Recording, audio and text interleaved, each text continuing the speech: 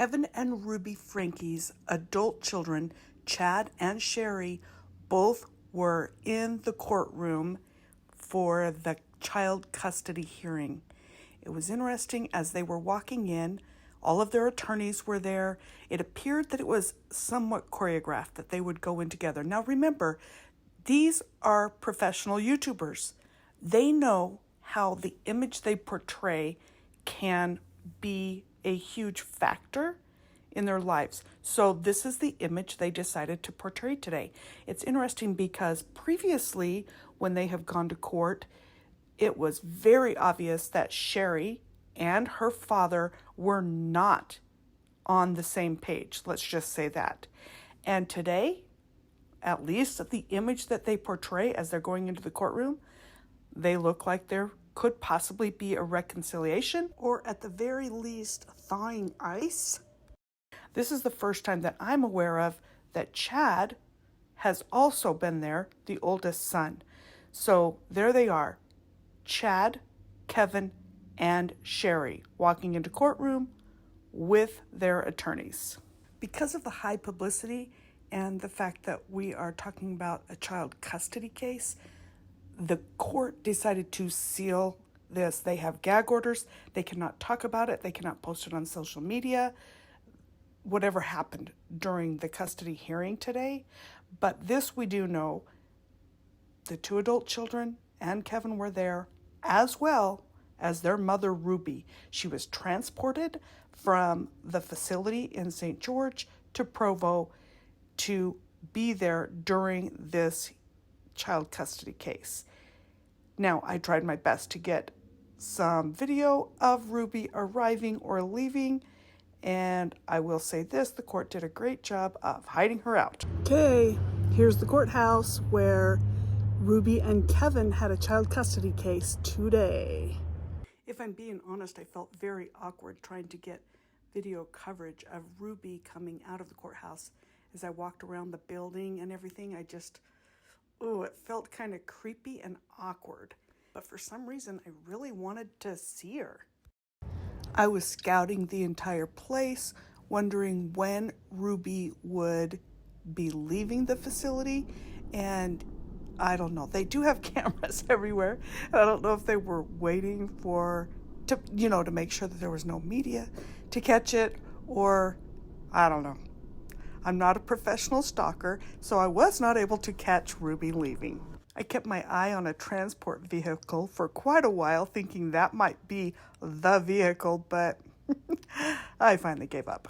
Now, I know it seems weird that I would drive all the way over here just to see Kevin go into a courtroom. And I can't really answer why I wanted to see it, but all I can say is my heart wrenches for all that those children have gone through. And I guess I just want to see justice.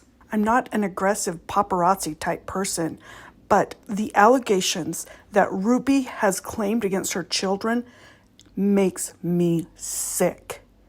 And for some reason, I just wanted to see her maybe in handcuffs. And I guess that is why I would drive all the way over here just to see Kevin go into a courtroom.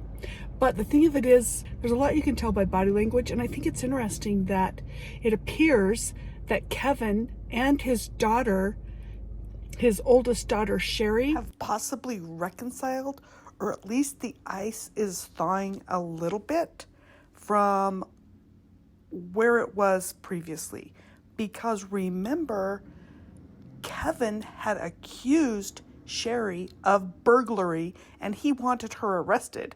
Not to mention, he even hinted at the fact that he thought that Sherry might have been the one who broke down their front door. As I talked about in a previous video, when I drove past their house, I did see that the front door was taped up and been damaged. And we now know, based on body cam footage that was recently released, it was the police that broke down the front door. But for Kevin to think that possibly Sherry was the one who did this or orchestrated it shows where his head was at the time. Let me show you the You two body stay on my cam corner. footage that was recently released from the Springville Police Department. This was after the two youngest children had been found in Police department! St. George, and I've done a lot about that. So they didn't know where the other two minor children were. So because there was no answer on the door, no one was saying where they were, they had to break the door down. Well, what we found out was Ruby immediately called another one of her friends from her little cult group, that's what I'm calling it, to go grab her children and to take them to their house. Well, we have to physically see her. And they were not looking forward to giving them up to the police. So again, Kevin was blaming Sherry. The other thing that Kevin blamed Sherry for, I'm sure, were all the times she was calling 911 to get help for her siblings. Apparently, Sherry and others had called, well, let's just say this, police had come to their house over 20 times. Now, realizing Kevin hadn't been there for over a year, but nonetheless, he seemed to be holding a grudge against his daughter, Sherry. Here's one of Sherry's 911 calls. Hi, my name is Ruby Franke. My four younger siblings are living in Springville, and my neighbors have been telling me that they have been left home alone for about 4 or 5 days. And finally, the third grudge that Kevin was holding against his daughter had to do with the burglary charges he was accusing her of. There you go.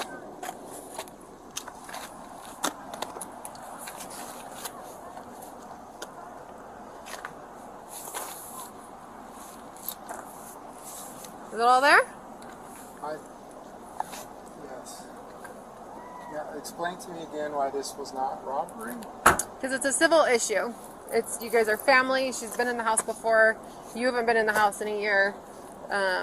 She had interest in the items. She didn't take them with the intention to deprive you of them. So theft, that's the theft code. We have to prove intent to deprive you of the items. And that wasn't her intent in having them. So the detective sergeant said that we're not going to charge her for anything. Okay. I'll have to do some more research on that. Oh, and by the way, he wanted to sue the police department as well. Now, I don't know about you, but for me, this is shocking. Instead of rallying around his own children and worrying about their welfare, he's worrying about getting his daughter put in jail or suing the police department. He's definitely not winning Father of the Year award anytime soon. Not to mention, what is it he's trying to hide in these journals? It's too bad the police didn't confiscate those from the get-go, right? You're welcome to do that. If you want to follow up with our detective, do yourself. Okay. Yeah, he'll be here on Tuesday. His name's Sergeant McCoy. Okay. You're welcome. Take care. The outcome of the child custody case is sealed. We do not know who has custody of these 4 minor children, but this much we do know. Ruby Franke will be in court in November, and I will be there to see how that goes. That court case should be open to the public. We've heard nothing about that case being sealed. So subscribe now, and I will see you on the 14th of November to follow up with this case.